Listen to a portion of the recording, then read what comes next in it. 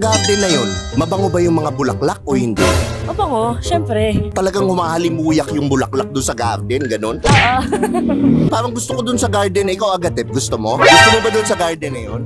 Sama ako. Ay, yung pwede. Mahalimuyak yan. Yan. Mukhang mahalimuyak. Yan.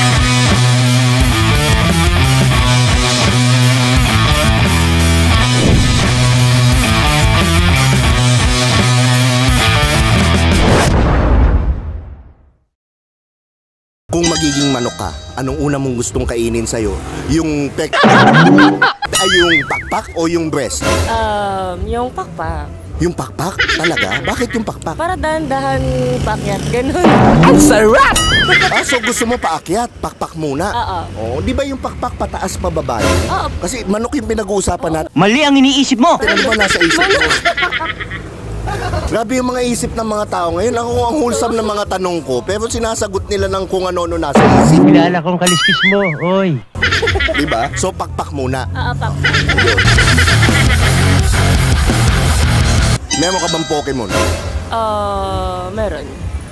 Ano yung Pokemon mo? Malaki o maliit? Yung sakto lang. Sakto lang o... Bakit sakto lang?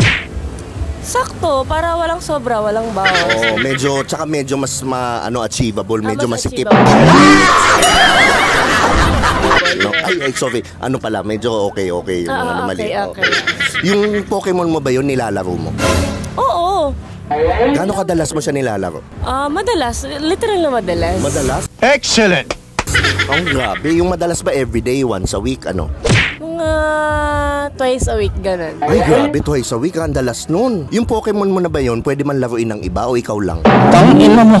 As for now, pwedeng may iba. Grabe yung tingin mo ha. Parang pagsabi mo nung may iba, parang natatakot ako doon sa tingin. So pwedeng may iba, basta yung kalaro mo okay, magaling. Oo, yung kalaro. Yung kalaro mo magaling maglaro ng... Pokemon. Yan! Diba? Kung garden ka, kailan ka huling nagtabas ng damo? Last 2 weeks. 2 weeks? So pag nagtatabas ka ng damo, sagad ba o ano lang? Sakto lang? Sakto lang. Sakto Para lang. may bulaklak ganun. So yung sa garden na yun, mabango ba yung mga bulaklak o hindi? Mabango, syempre. Gaano kabango? I-rate ba? Oo, 1 to 10. 8.9? 8.9? So talagang humahalimuyak yung bulaklak doon sa garden, ganun? Oo. Grabe ha? Ibang klase. Parang gusto ko doon sa garden. Ikaw, Agatep, gusto mo? Gusto mo ba doon sa garden na yun? Sama ako. Ay, yung pwede. Mahalimuyak yan. Yan. Mukhang mahalimuyak. Yan. O, sige, balik ka na doon.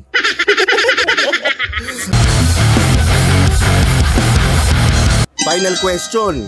Kung gunting ka, paano ka bubuka? Sakto lang o malawak? Malawak, para... Ganon. Grabe, gaano kalawak yan? Malawak. Agoy. So ako, wala na akong tanong. I-promote mo na lang yung mga social media mo para ma-follow ka ng mga Skynam natin. Okay guys, follow me on IG at Lian Sandra. And sa Facebook naman, Lian Sandra din yung name ko, pati na rin sa TikTok. Paano yung spelling para mahanap? Kasi nagagalit sila eh. Okay. Hindi alam mo. Lea with 2 N's, tapos Sandra, Tagalog. So dito na nagtatapos ang ating interview at ito nga pala ang inyong paboritong Tio, si Tio Bry. At nandito ulit tayo. Salamat sa Takeover Bar dito sa Xavierville, QC.